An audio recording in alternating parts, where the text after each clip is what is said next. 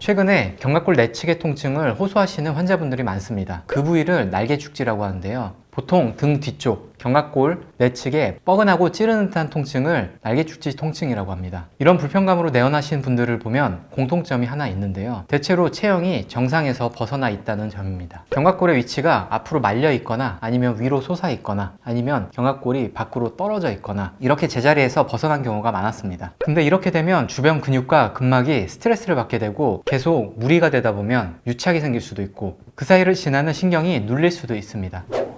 대표적으로 그 주변에는 견갑상신경 혹은 견갑배신경 그리고 척추에서 나가는 신경가지들이 관여하는데요. 그래서 단순히 근육통처럼 보이지만 실제로는 신경포착과 연부조직의 유착 그리고 구조적인 문제들이 통증을 키우는 주된 원인입니다. 특히 증상이 오래된 분들, 그러니까 만성화된 분들은 경추 자체의 구조적인 문제도 동반된 경우가 많았습니다. 목의 정렬이 틀어지면서 그 주변에 있는 신경들이 자극이 되게 되고 그 영향이 그대로 날개축지 부위까지 이어지는 거죠. 대체로 날개축지 통증 때문에 병원에 내원하면 디스크다 라는 진단을 많이 받는데요. 근데 그런 부위를 신경 차단을 받아도 증상들이 잠깐 동안 좋아지거나 아니면 전혀 효과가 없는 분들이 대체로 많습니다. 저에게 오시는 분들도 많이 기대하는 부분이 시술입니다. 실제로 시술로 그 주변의 신경 압박을 풀거나 유착을 박리하면 통증이 대체로 좋아지는 경우도 있는데요. 하지만 이런 경우는 대부분 증상이 생긴 지 하루 이틀 혹은 일주일이 채 안 된 분들이 대다수입니다. 그러니까 초기 단계에 있는 분들이죠. 근데 이런 분들도 있어요. 증상이 생긴 지 얼마 안 됐는데 통증이 강렬하고 일상생활이 잘 안 된다. 그런 분들은 증상을 심하게 느끼신 지 얼마 안 된 거지 실제로는 만성화돼 있을 확률이 굉장히 높아요. 그런 경우는 동작분석 검사를 해보면 금방 알 수 있습니다. 평소에는 뻐근했다가 또 풀리면 괜찮았다가 한 번씩 불편한 증상, 그러니까 분명 불편할 때도 있었는데 괜찮은 시간도 있었다는 거죠. 그러다 보니까 나는 그렇게 계속 불편하지 않았다 이런 생각들을 많이 하시게 됩니다. 왜 그러냐면 만성화된 분들은 불편감에 적응하기 위해서 몸을 이미 오랜 기간 동안 보상 패턴들 혹은 회피 동작들을 만들어내거든요. 통증을 피하려고 몸을 비틀거나 아니면 회전시키거나 일부 근육만 과하게 사용하는 식으로 체형이 변형된 경우가 많습니다. 이런 식으로 통증에 잘 적응해왔던 분들은 일상생활에 크게 불편감을 못 느끼던 상황이었거든요.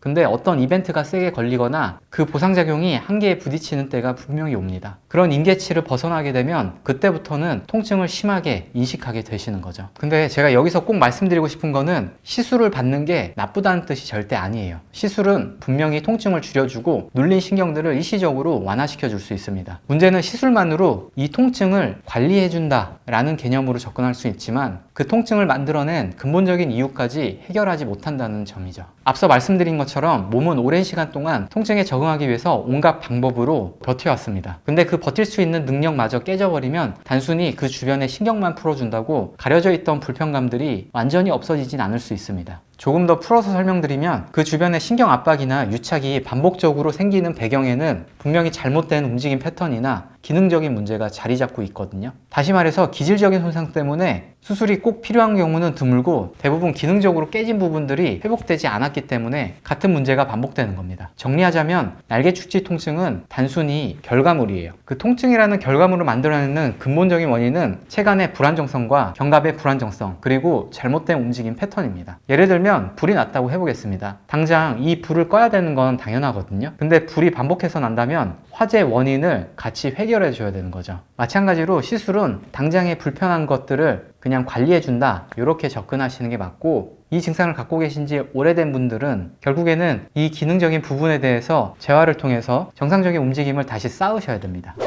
네, 많은 분들이 시술로 근본적으로 해결해달라 라고 말씀하시는데요. 저 역시 과거에는 시술로 모든 걸 해결할 수 있지 않을까 라는 생각을 한 적이 있습니다. 근데 이런 임상 경험들이 쌓이면서 깨달은 건 일상생활을 버텨낼 수 있는 몸의 안정성, 이게 확보되지 않으면 계속해서 신경들은 자극을 받을 수밖에 없고 통증들이 계속 나타난다는 거죠. 잘못된 움직임을 학습해온 시간이 수년 혹은 수십 년이기 때문에 단기간에 그 움직임 패턴을 교정하기는 어렵습니다. 실제로 정상적인 움직임 패턴을 회복하려면 3개월에서 6개월 정도의 꾸준한 재활 과정이 필요해요. 따라서 만성적인 날개축지에 통증이 있는 분들은 시술 자체를 통증 조절의 한 수단으로 받아들이시고 근본적인 회복을 원하신다면 반드시 이런 체간 안정성이나 견갑 안정성에 대한 기능 기능적인 부분들을 챙기셔야 됩니다. 사실 영상에서 이런 부분들을 언급드리는 게 시청하신 분들 입장에서는 조금 답답할 수 있습니다. 왜냐하면 영상상으로 명확한 방법을 제시해 줄 수 없거든요. 환자분들 개개인의 체형들이 모두 다르고 움직임 패턴들도 다르고 그리고 노출되어 있는 환경 부하들도 모두 다릅니다. 제가 예전에 날개뼈 통증에 대해서 재활 방법들을 되게 많이 찍었었는데 이거를 따라해서 좋아진다면 정말 다행이에요. 근데 만성적으로 증상들이 있거나 기능적으로 많이 무너지신 분들은 이런 재활 영상들을 따라해 보다가 증상이 심해지는 경우가 많으니까 절대로 무리해서 따라 하시면 안 됩니다. 만약에 따라해 보시고 증상이 심해진다 그러면 이분들은 꼭 전문가의 도움이 필요하신 분이에요. 한번 이런 불편한 증상들이 계속된다면 이런 관점에서 생각해 보시는 걸 추천드립니다. 그럼 지금까지 페인랩이었습니다.